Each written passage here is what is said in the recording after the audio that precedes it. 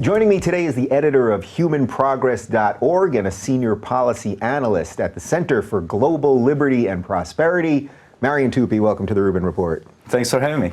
I am very excited to have you on. We've met once before for a dinner, but what you're doing with Human Progress, I think, is just spectacular. You guys are actually promoting good news. There is actual good news and good things happening in the world, and it seemingly is something that people don't often talk about. So I think you're doing great work, and we're going to spend an hour talking about a lot of the good stuff that is happening.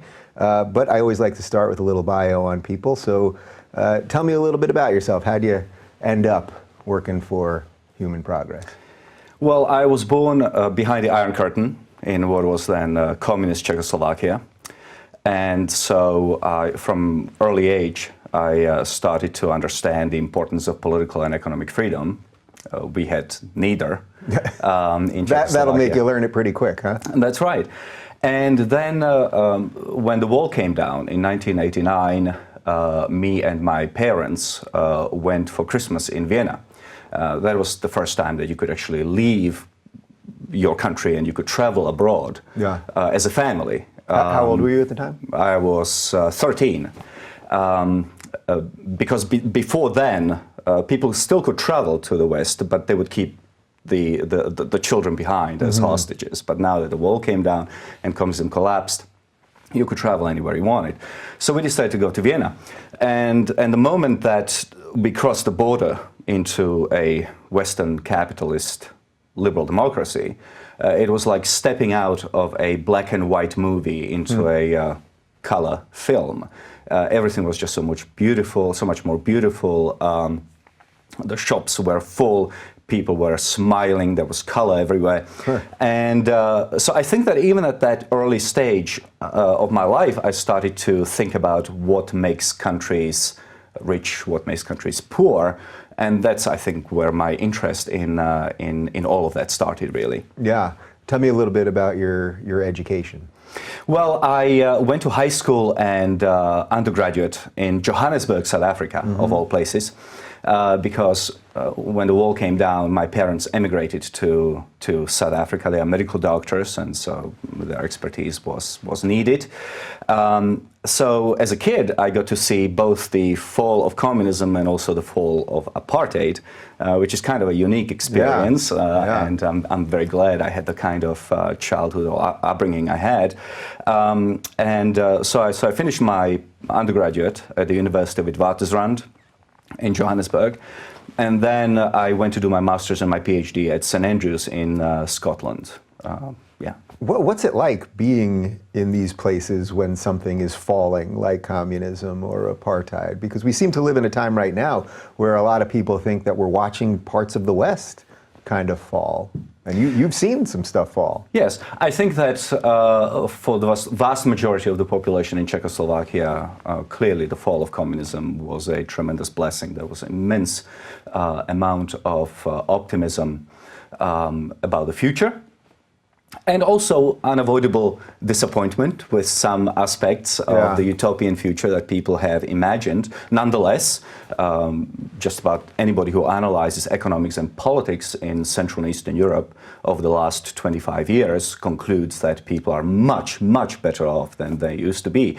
And I think the similar thing was happening for a vast majority of South Africans, especially black South Africans, who never had a vote, who never had political rights, or most political rights, under apartheid. And of course, in 1994, South Africa held its first multiracial democratic elections.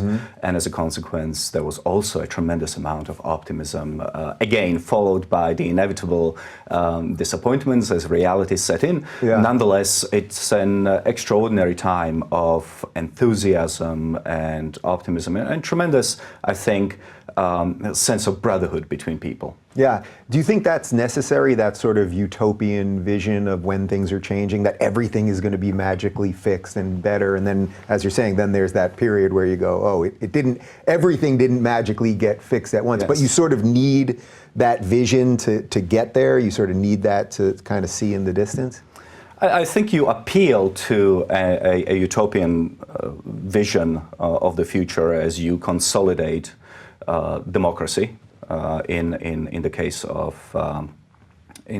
of Eastern Europe, and as you consolidate multiracial democracy in the case of South Africa.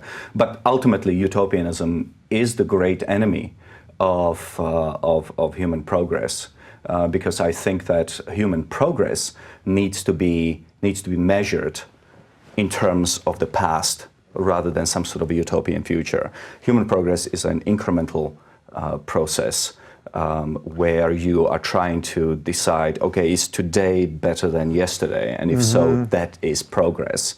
Problems are going to be with us forever. The question is, are we actually improving incrementally in important areas of human well-being on a daily basis? Is that one of the problems with how we ingest news? Because I was telling you before we started, like I went on Human Progress this morning and it feels good to me. I mean, the layout of the site is great, and the images and the colors and all that, but like seeing so many consistently good things trending that you don't see anywhere else, and we're gonna get into many of them. Is it hard to get clicks because people don't like things are a little better than yesterday and the long trends, when they just want the day-to-day craziness and headlines and all that? Yes, I wouldn't be the first one to point to the nature of news. The fact that news is about things that happen, as Steven Pinker always likes to say. Yeah. There is no journalist standing in the middle of a city that is at peace saying, I'm here in Luanda, the capital of whatever it is, of Angola, I think. And there is no civil war. Journalists go to places where terrible things happen and they report on those things.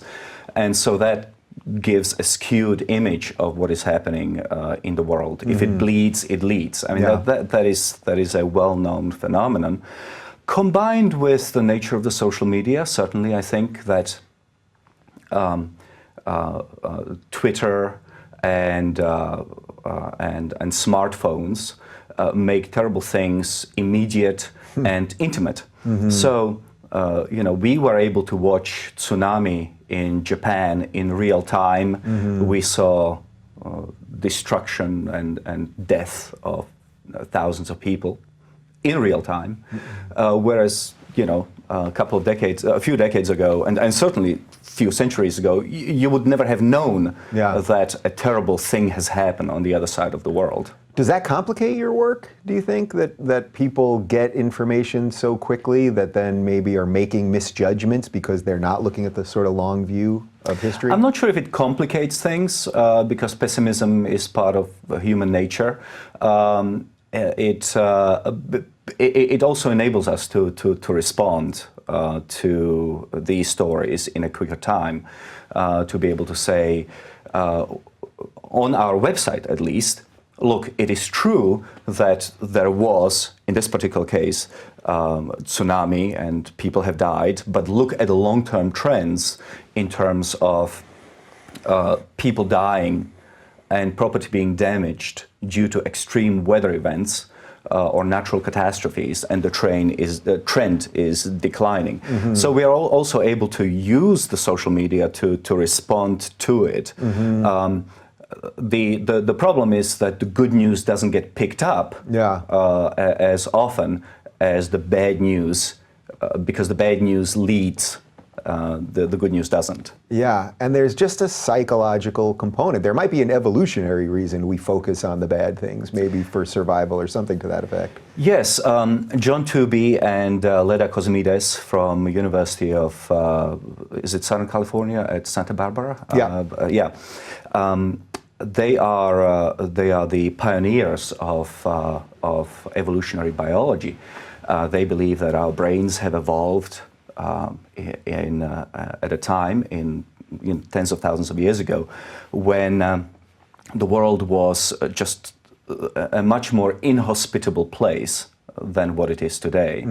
The world where there was omnipresent danger from other tribes, from wild animals, from poisonings, and at a time when life expectancy was very low, And they like to say that our modern skulls house ancient minds, and the kind of psychological responses that we have evolved for tens of thousands of years ago are difficult to apply to modernity, which is just so fundamentally different than what it was until relatively recently. The key period here in time history is the last 200 to 250 years, when the world really has changed beyond all recognition. Yeah, so in a weird way, we as humans, are we almost victims of our own success? I mean, that's sort of what it sounds like. Like we've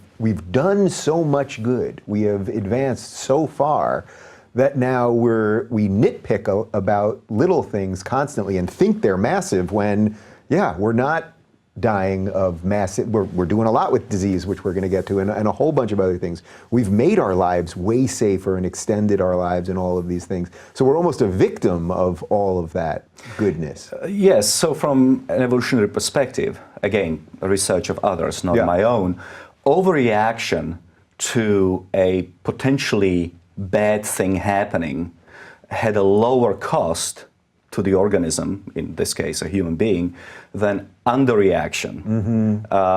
If you overreacted, saw something that may have been potentially harmful, you overreacted to it, but you survived. Whereas if you underreacted to something that was potentially harmful, then your gene pool ended right there. It ends pretty quick. And so those genes didn't get passed on. So, so yes, the complexity of the modern economy, the complexity of the social interactions, global trading system, for example, is certainly much greater than what our ancestors were exposed to. And so it is perhaps not surprising that a lot of people are a little bit uneasy, or continue to be uneasy. Then again, the website is there to show people precisely how bad things were before and how good things are now. So don't get depressed too much. There is a good story to be told about humanity. Yeah, it's interesting. When I go speak at colleges, one of the lines that I think does actually work with young people who are, if they're protesting and they're screaming about the patriarchy and evils of capitalism and all of this stuff, I'll always say to them, does anyone in this room not have it better than their grandparents? And certainly in the United States, but if you live in the Western world, basically everybody does, pretty much. I have yet to find someone that doesn't. And I always think that's a really effective way of getting people who are so focused on the negative to go, oh, something good must have happened, because, even though I like to scream about my victimhood, it's a lot better than what my grandparents had. Yes, I mean, take something like women's equality or gay equality, or even caring about environment and animal rights, or animal welfare, I should say. Jonathan Haidt from New York University says that capitalism actually fundamentally transforms our sense of values, or priorities, I should maybe say. Because when we are extremely poor, which is to say the first 99.9% of Homo sapiens on Earth, the primary objective of any individual human being was to survive. You had to somehow get hold of enough calories to make it to the next day. You had to somehow avoid being murdered by somebody who wanted your stuff. You had to somehow protect your family. You had to keep away from cold, from heat, etc. But in the last 200 years or so, our incomes have skyrocketed. The world is, roughly speaking, adjusted for inflation. I can't say this often enough, because people always attack, but you're not adjusting for inflation. Of course we are adjusting for inflation. Adjusted for inflation, the world average is roughly 12 times better off than what it was in 1820. So we have become much richer. And when you no longer have to worry about things like survival, you start caring about things like the nature of the society that you live in. the fairness of treatment of your fellow human beings, you start caring about women equality, as I said. You start caring about gay rights. You start caring about animal protection and environmental protection. So, so in that sense, the tremendous increase in incomes and general wealth of the society has also contributed to creating a much fairer and much more egalitarian society. So capitalism isn't all evil? Is that what you're telling me?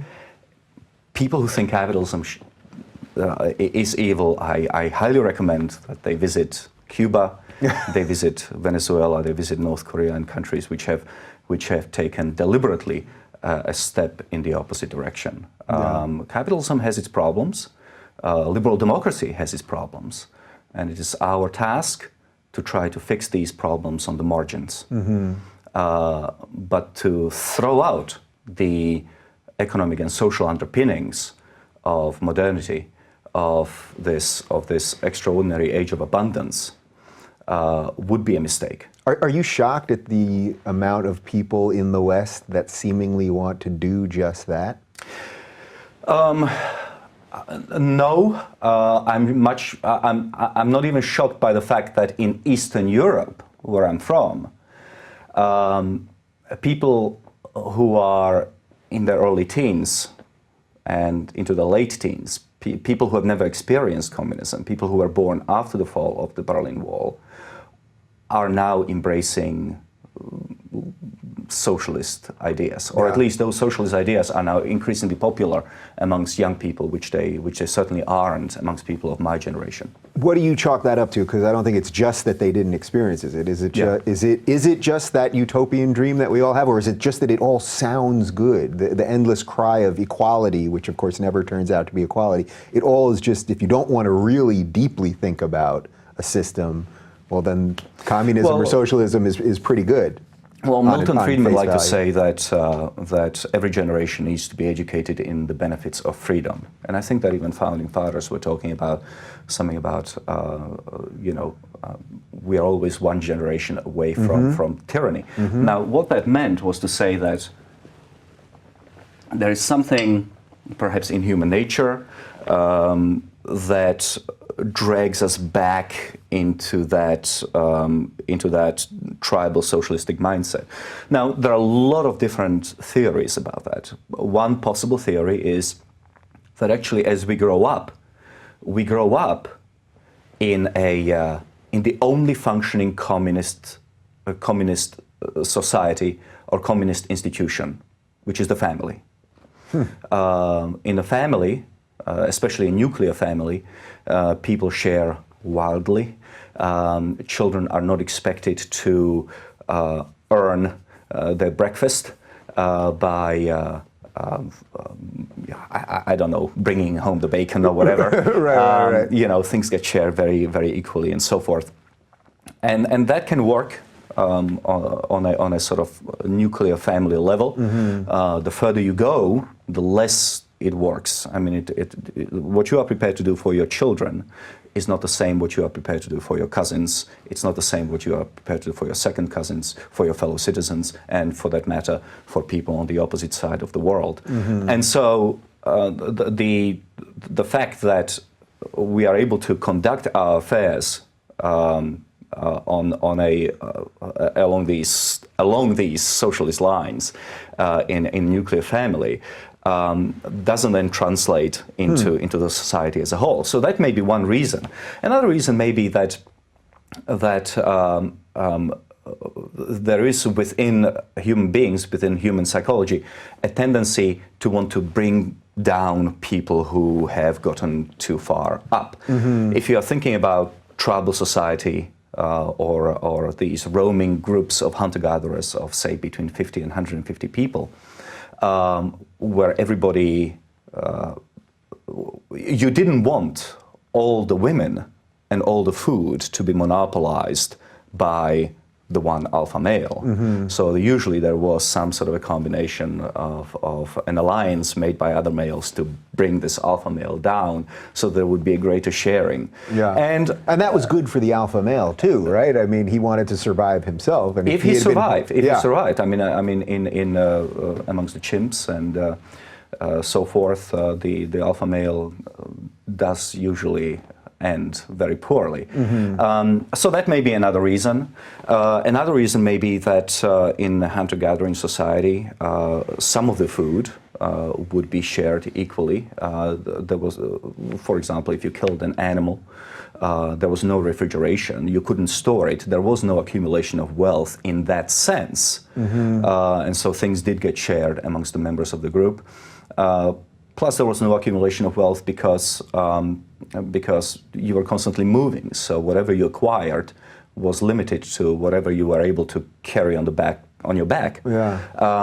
So yes, differences between people, at least to the extent that we are experiencing now, is something that is probably quite new from an evolutionary standpoint. So all of these reasons ensure that, and many more, ensure that young people, or rather every generation, needs to be explicitly educated in why the economy that we have today, which is so different from what our ancestors have experienced, is actually good for us. Free trade is a very good example.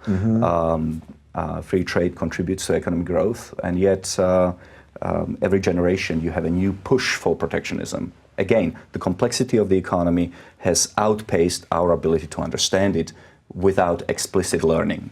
Yeah. All right. So let's talk about a whole bunch of these trends that are happening right in front of our eyes, but as you said, they're happening incrementally, so people don't necessarily focus on them enough. Well, I'll let you kick off the first one. What do you think is the most encouraging worldwide trend at the moment? Or what's exciting you the most, perhaps? Well, so the human progress is unabashedly about, it's human-centric, which is to say that we consider the welfare and the flourishing of a human being, all human beings, to be really important, of primary importance. Yeah, that's an interesting distinction, because you didn't call it Earth Progress.org, right? I mean, the idea was that this is so that humans can figure out the best way to live here. And hopefully that's good for the Earth too, but that humans actually are number one here. Yes, we can certainly talk later in the show about is it possible for humans to coexist with the Earth and the animals, and what can we do to make sure that that actually happens? But human progress is a humanistic project. And clearly there is no more fundamental aspect to human flourishing than staying alive. And here we have seen tremendous improvement. Prior to 1800s, life expectancy around the world was anywhere between 25 and 30 years, since time immemorial. As late as 1900, in the richest countries of the world, life expectancy was only 50 years. Today, globally, it's 70 years. In the United States, it's 78 years. And in places like Japan, it's 88 years. So wait, let's not gloss over that, because those were some powerful numbers. So in 1900, the average life expectancy was 50 years. So in rich countries. In rich countries. In rich countries. Yeah. So that's even more impressive, so to speak, how we've advanced it. So you're saying basically in the 120 years since then or so, we've extended it by 20 years. We extended by 30 years in the West, in rich countries, and by about and an average person today, say somebody living in Malaysia, lives 20 years longer than rich people did in 1900. Yeah, that's incredible. So in 120 years in rich Western countries, we extended life 30 years in 120 years. I mean, that's almost unfathomable, actually. It's wonderful. Yeah. And so that's the first thing, is that you know, people want to stay alive because they enjoy it. Yeah. Can you give me some of the markers of how we actually did that? Well, one thing is decline in violence, which again Steven Pinker has written a whole book about. You know, rates of people dying in wars have declined, certainly since the end of the Second World War. Today, for the first time in human history, there is no hot conflict between two states that have declared war on each other. So we still have a frozen conflict between North Korea and the United States. We have the Russian invasion of the eastern Ukraine. But even then, Russia and Ukraine are not officially at war. So this old concept of two countries, declaring war on each other and then going to wars has actually, well, at this stage, it has disappeared. Yeah. It would almost be unfathomable these days, where two warring countries with full-on wars were invading each other in the traditional sense. It would almost be hard to imagine what that would look like now. That is very... Or what could cause that. Yeah. Hopefully it stays that way. Yeah. One thing to remember about human progress is that there is nothing predetermined about it. It is not linear. There are obviously things which can go terribly wrong. The 20th century, you have the First World War, possibly the most unnecessary major conflict in recent centuries, followed by the Second World War, the Holocaust, the Gulag, and what have you. But the remarkable thing about human progress and humanity as a whole is that it is quite robust.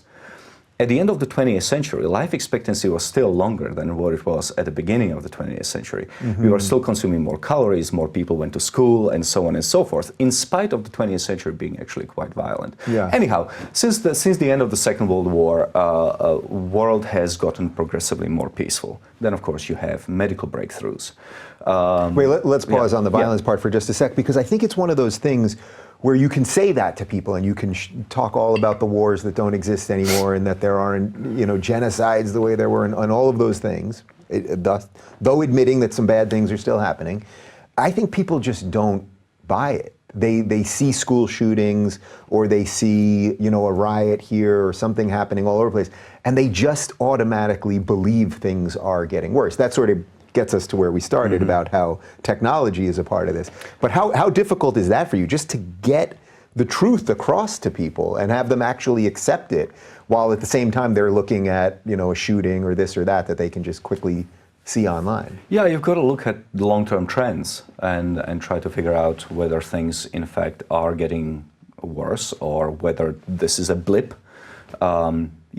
The line of progress, again, is not linear, it is jagged. Yeah. And there is no, once again, there is no guarantee that things will continue to improve. So you have to look at long-term trends. I think The Atlantic ran a story a few months ago after the latest school shooting, showing that actually the number of kids dying at schools, horrible as it is, have been on a decline. So long-term trends, and then having journalists to actually report those long-term trends, that would be key. Yeah. So violence is one thing. We live in less violent times. The second thing is that the medical breakthroughs were absolutely fundamental. And here I would point simply to two things. One was vaccination.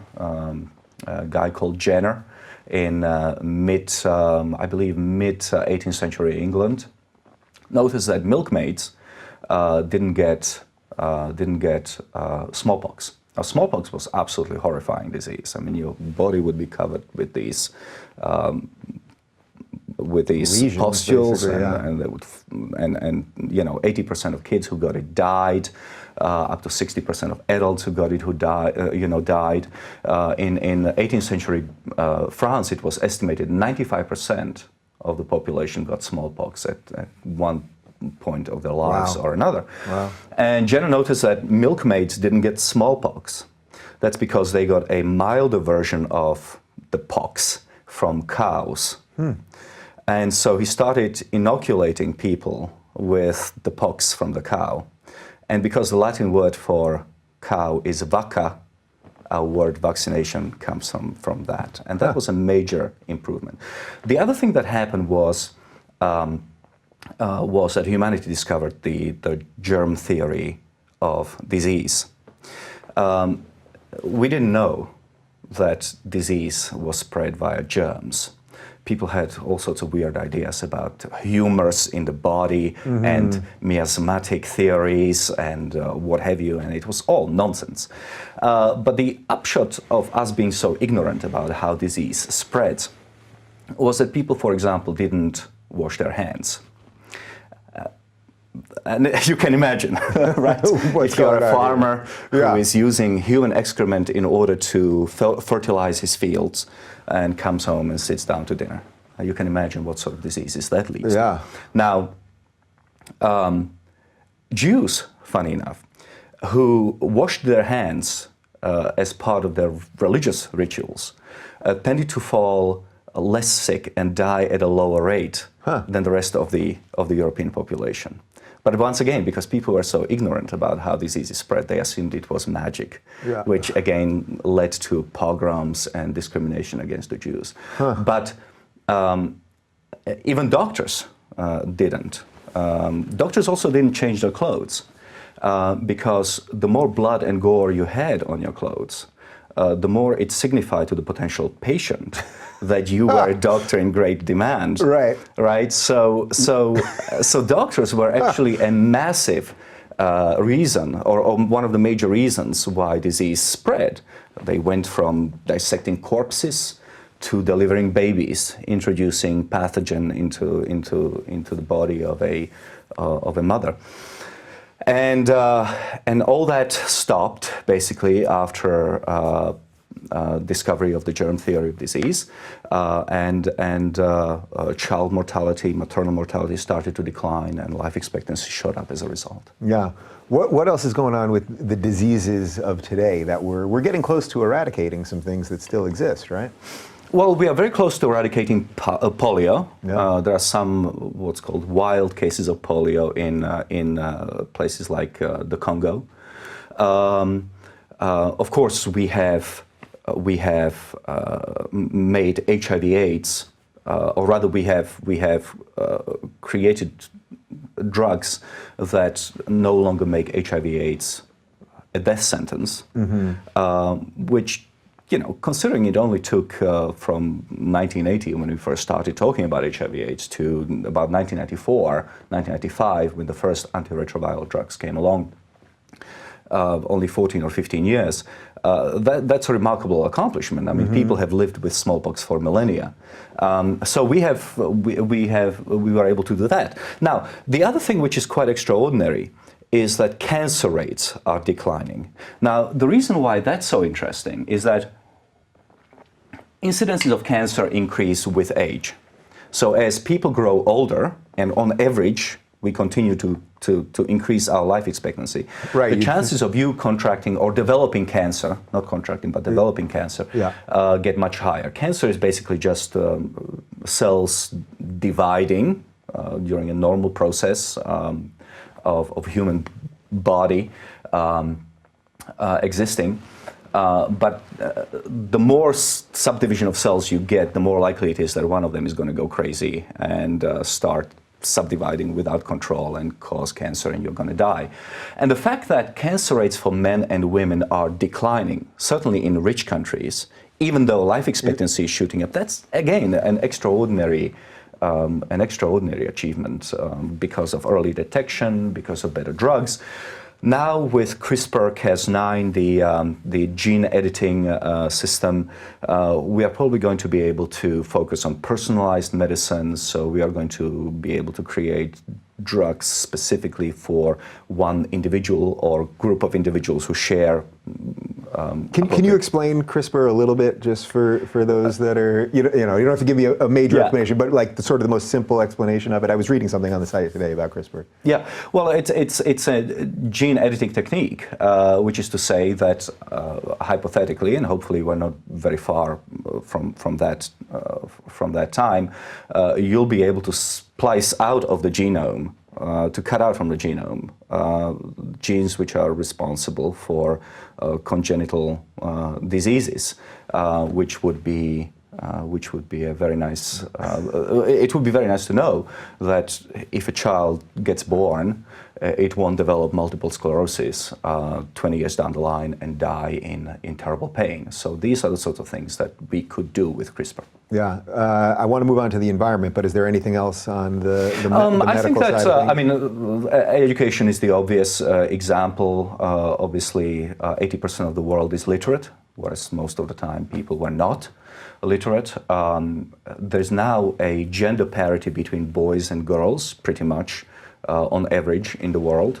Again, something to be happy about, because historically girls were kept from education at a higher rate than boys. I mean, even in Afghanistan now girls are allowed to go to school, which again is a wonderful thing. And nutrition, I would really like to end with nutrition, which is to say that